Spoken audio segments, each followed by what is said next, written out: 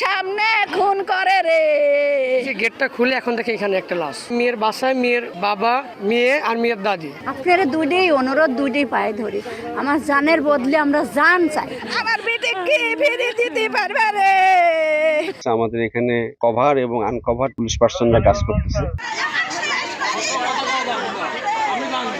আমার ছোট ভাইকে বলা হয়েছে যে ওরা পানি নেবে, তো হলে মোটরটার লাইনটা দিয়ে আসো।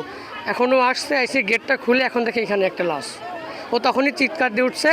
পরে হলো আমি আসছি, আমি এসে দেখি এরকম। পরে ডাকাডাকি শুরু হয়ে গেছে। তখন প্রথমে মেয়েকে খুঁজে পাচ্ছিল না কেউ। পরে হয়তো বা ভাবছে সবাই যে হয়তো বা কেউ নিয়ে গেছে, যারা আসছিল হয়তো বা নিয়ে গেছে কোথাও। তো তখন এভাবে খোঁজাখুঁজি করতেছে, কেউ ভাবতেছে যে পুকুরে, এরকম খোঁজাখুঁজি করতেছে। এখন আমাদের ওইখানে যে নতুন বাড়ি, ওইখানে দেখে যে রক্ত। এখন এখানে যখন রক্ত দেখছে তখন গেছে, যাওয়ার পর দেখেছে ওইদিকে টানাটানি করে নিয়ে গেছে।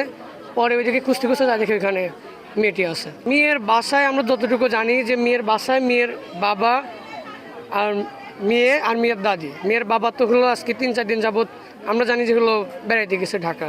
তো আপাতত এরা দুজনেই থাকে।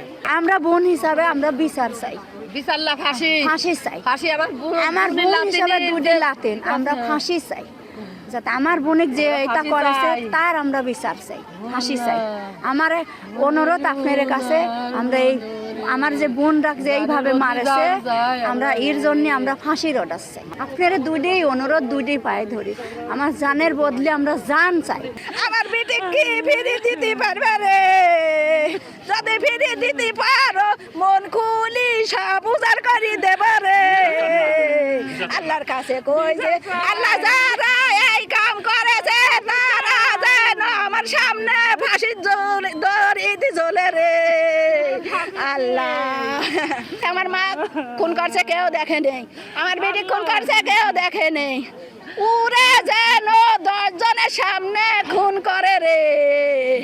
আল্লাহ যেন 10 জনের দেখে রে।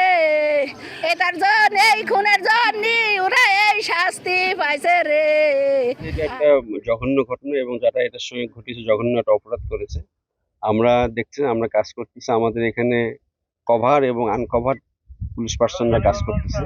আমরা বিভিন্ন অ্যাসপেক্ট নিয়ে ইয়ে করতে আশা করি যে আমরা এটার সঙ্গে যারা জড়িত তাদেরকে আমরা আইনের হাতে নিয়ে আসবো। এক্ষেত্রে আপনাদেরও যদি কোনো ফ্রুটফুল কোনো ইনফরমেশন থাকে আমাদেরকে জানাবেন।